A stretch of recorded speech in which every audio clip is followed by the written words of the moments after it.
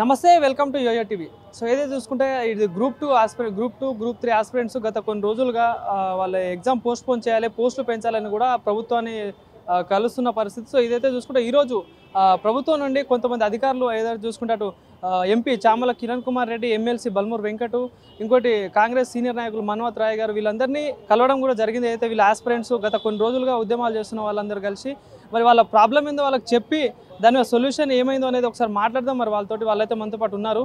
అన్న నమస్తే. ఏదైతే చూసుకుని ఈరోజు కలవడం జరిగింది, ఏమన్నారు మరి అక్కడ? అయితే గత 4 రోజుల ముందు సీఎం రేవంత్ రెడ్డి గారు నిరుద్యోగులతో చర్చలు జరుపుతామన్నారు. ఆ విషయం మీద మన సంజీవ్ అన్న గారు చాలా కష్టపడ్డారు. ఆ ప్రభుత్వంతో వాళ్ళకున్న పరిచయాలతోనే చామల కిరణ్ కుమార్ రెడ్డి ఎంపీ గారు అలాగే బల్మూరు వెంకట గారితోనూ మాకు చర్చలు అంతకుముందు 3 days బ్యాక్ జరిపించారు. ఇవాళ కూడా తుది చర్చలు జరిగినాయి. సార్ ఏమన్నారంటే 24 hours మీకు కంపల్సరీ పోస్టులు పెరుగుతాయి, పోస్ట్ పోను మీరు అనుకున్నట్టు డిసెంబర్లో కండక్ట్ చేస్తామని సానుకూలంగా 24 hours సానుకూలంగా స్పందించారు. సంజయ్ అన్న మీరు చెప్పండి, మరి మీరు కూడా చర్చలో పాల్గొన్నారు. సో ఎట్లాంటి అంశాల మీద చర్చించారు? ఎందుకంటే గత కొన్ని రోజులుగా మీరు ఒక ఉద్యమాన్ని నడిపిస్తున్నారు, ఏదైతే స్టూడెంట్స్కి న్యాయం అవ్వాలని చెప్పేసి. మరి న్యాయం జరిగే ఛాన్సెస్ కనిపిస్తున్నాయా?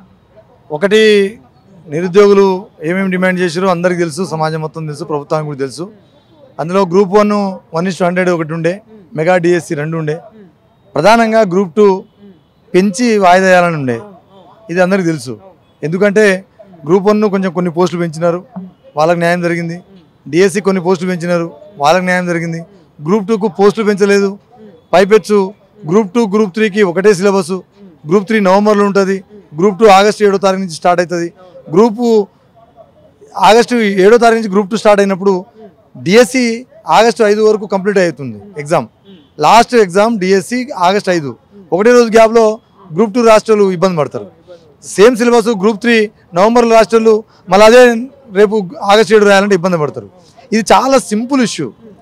కాకపోతే దీన్ని పరీక్షలు వాయిదా వేయడానికి పట్టుబట్టి మేము ప్రకటిస్తామనే పద్ధతిలో ముఖ్యమంత్రి గారు కూడా ప్రకటించడంతో కొంచెం బాధ అనిపించి ఇది మంచి పరిణామం కాదు. ఒక ఉద్యమకారుడిగా లక్షల మంది నిరుద్యోగుల జీవితాలు ఆగమయ్యే పరిస్థితి ఉన్నది. ఎక్కడో ఒక్కడ సంప్రదింపుల ద్వారా చర్చించి కన్వే పద్ధతిలో వాళ్ళ ప్రజెంటేషన్ కరెక్ట్గా పోటేదేమో అని భావించిన వాస్తవం కూడా అదే జరిగింది. సీఎం గారి దగ్గరికి ఇంత పెద్ద ఉద్యమం జరుగుతుంటే రాంగ్ ఫీడింగ్ వెళ్ళిపోయినట్టుగా నాకు అనిపించింది. ఎందుకంటే నేను చొరవ తీసుకుంటాను, నేను ఇనిషియేషన్ తీసుకున్న తర్వాత నేను ఒక చాలా సీనియర్ జర్నలిస్ట్ ద్వారా పంపించినటువంటి సమాచారాన్ని వారు పరిశీలించి దీన్ని చేయొచ్చు కదా, టెక్నికల్గా ఏం లేనప్పుడు విద్యార్థులకు లాభం జరుగుతున్నప్పుడు చేయొచ్చు కదా అని ఒక మాటను చెప్పినందుకు వెంటనే ప్రతినిధులను చామల కిరణ్ కుమార్ రెడ్డి గారిని, బల్మూరు వెంకట గారిని పంపించి ఈ ప్రతినిధులతో చర్చలు జరిపించి గత 3 రోజుల క్రితమే మా సమస్యలు, మా డిమాండ్లు విన్న తర్వాత మళ్ళా ఇవాళ ఫైనల్గా నిన్న సీఎం గారు వాళ్ళు మాట్లాడినారట. వాళ్ళు మాట్లాడిన విషయాలను మాతో షేర్ చేసుకోవడం కోసం మళ్ళీ ఇవాళ సమావేశానికి పిలిచినారు. ఇవాళ చాలా సానుకూలంగా వాళ్ళ నుంచి వచ్చింది. గ్రూప్ 2ను వాయిదా వేస్తూ పెంచాలనే మా డిమాండ్ను ప్రభుత్వం సానుకూలంగా ఉన్నది. 24 గంటల్లో వెబ్ నోట్ వస్తుందని వాళ్ళు ప్రకటించడం చాలా సంతోషాన్ని ఇచ్చింది. మరి ఇంత జరుగుతున్నా కూడా మరి ఇన్ని జరుగుతున్నా ఇన్ని రోజుల నుండి పట్టించుకోకుండా ఇప్పుడు ఏదైతే టైం దగ్గరకు వస్తున్నట్టు డిఎస్సి వాళ్ళకి ఎట్లాగో న్యాయం జరగలేదు. సో మరి ఏమనుకుంటున్నారు? మరి న్యాయం జరుగుతుంది అనుకుంటున్నా? మరి గ్రూప్స్ ఆస్పిరెంట్స్ కూడా న్యాయం జరుగుతుంది అనుకుంటున్నారు? గ్రూప్ 2కు సంబంధించి ఇది న్యాయమే జరుగుతుంది అనుకుంటున్నాను. ఎందుకంటే నేను కదా దీనికి సంబంధించిన ప్రతి అడుగు నేను చూస్తున్నాను.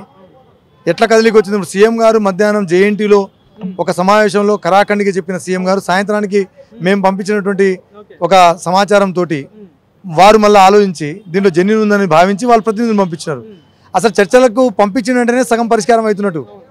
లేకపోతే ఇష్టం లేకపోతే సంజీవ్ నాయక్ యాంటీ గవర్నమెంట్ ఆయన ఇచ్చినటువంటి సూచనలు మనం ఎందుకు పట్టించుకోవాలంటే ఈ చర్చలు జరగకపోవు. ఫస్ట్ చర్చలు ఎంపీ చామల కిరణ్ కుమార్ రెడ్డితో జరిగింది ఇక్కడ. మళ్ళా రెండో చర్చలు మన నాగర్ కర్నూలు ఎంపీ గారితో జరిగింది. ఆలేరు ఎమ్మెల్యే గారు మొన్న జరిగింది, పొన్నం ప్రభాకర్ గారితో జరిగింది. ఇవాళ ఫైనల్గా వాళ్ళు చాలా స్పష్టంగా చెప్పినారు. ఇక ఇప్పుడు తప్పించుకుంటారని నేను అనుకోను. డిఎస్సికి అన్యాయం జరిగింది అనే మాటకు కొంచెం బాధే. వాస్తవానికి ఏంటంటే డిఎస్సి వాళ్ళకు 6,000 పోస్టు నుంచి 5,000 పోస్టులు పెంచినారు. వాళ్ళు కొంత మేరకు పర్వాలేదు. అది గ్రూప్ 2 డిఎస్సి కూడా ఉన్నది. గ్రూప్ 2కి అయితే మరీ దారుణం. మేము ఎందుకు పెంచాలనే డిమాండ్ పెట్టామంటే మీరు ఈ చార్మినార్ జోన్ మినాయిస్తే మిగతా జోన్లలో బీసీలకు ఒక్క పోస్ట్ లేదు. ఇంత అన్యాయం. మరి చార్మినార్ జోన్ అంటేనే నథింగ్ బట్ ఆంధ్రాస్ ఎక్కువ ఉంటారు. మరి ఆంధ్ర వాళ్ళు చదువుకున్న వాళ్ళు లోకల్ అయిపోతారు, వాళ్ళకి గ్రూప్ 2 వస్తుంది. మరి తెలంగాణలకు, తెలంగాణ విద్యార్థులకు, తెలంగాణ కోసం పనిచేసిన కుటుంబాలకు ఉద్యోగాలు రావద్దా? దట్టు బీసీలకు రావద్దా? ఎస్సీ ఎస్టీ బీసీలు రోస్టర్లో కనబడొద్దా? ఒక్కటంటే ఒక్క పోస్ట్ లేదు. అందుకని పెంచితే ఏమైందంటే రోస్టర్ కొంచెం వస్తుంది కాబట్టి చార్మినార్ ఇప్పుడు 783 పోస్టులు ఎక్కువ అనిపిస్తున్నాయి. కానీ 783 పోస్టులో ఒక చార్మినార్ జోన్ మినహాయిస్తే మిగతా జోన్లలో ఒక్క పోస్ట్ కూడా లేదు. అందుకని ముఖ్యమంత్రి గారికి, ప్రభుత్వానికి ఎక్కడా లీగల్ కాంప్లికేషన్ వస్తుందని మేము అనుకోం. ఎందుకంటే టీజీపీఎస్సీకి పూర్తి హక్కు ఉన్నది.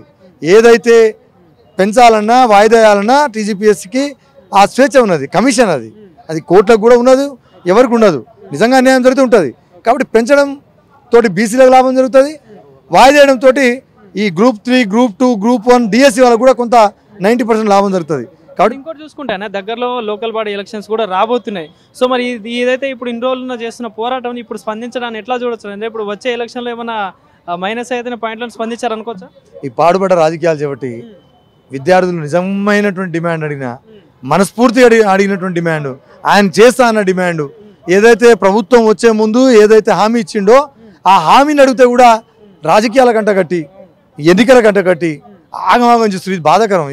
ఈ వ్యవస్థలో ఇది మంచి పద్ధతి కాదు.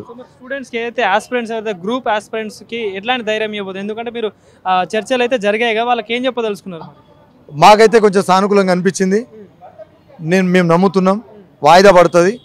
ధైర్యంగా, ప్రశాంతంగా ఇప్పటిదాకా ఒక అన్రెస్ట్లో ఉన్నటువంటి యువత చదువుకోవడానికి పుస్తకాల ముందు కూర్చుంటారని ఆశిస్తున్నా. ఖచ్చితంగా చదివి ఈ ప్రభుత్వ ఉద్యోగాలు సరే కాంపిటీషన్ ఎగ్జామ్లో అందరికి లక్షల మందికి రాదు, 7 లక్షల మంది అప్లై చేసి అందరికి రాదు. అందులో మంచిగా చదువుకొని పేదరికం నుంచి వచ్చిన కుటుంబాలు ఉన్నాయి. తల్లిదండ్రులు కష్టపడి ట్యూషన్లలో వేలకు ఫీజులు కట్టించి కుటుంబం గడవని పరిస్థితుల్లో చదువులు చదివిస్తున్నటువంటి కుటుంబాలు ఉన్నాయి. ఆ పిల్లలు కొంచెం మనసు పెట్టి విద్యార్థులు మా కుటుంబాన్ని ఏ ఆశలతో పంపించారో వాళ్ళ కోసం మేము చదివి మా కుటుంబం బాగుపడాలని ఒక గౌరవాన్ని, ఆత్మగౌరవం కోసం ఇంత చదువుకున్న పిల్లలందరూ అటు పోవాలని వాళ్ళకందరికీ శుభాకాంక్షలు తెలియజేస్తా ఉన్నాను.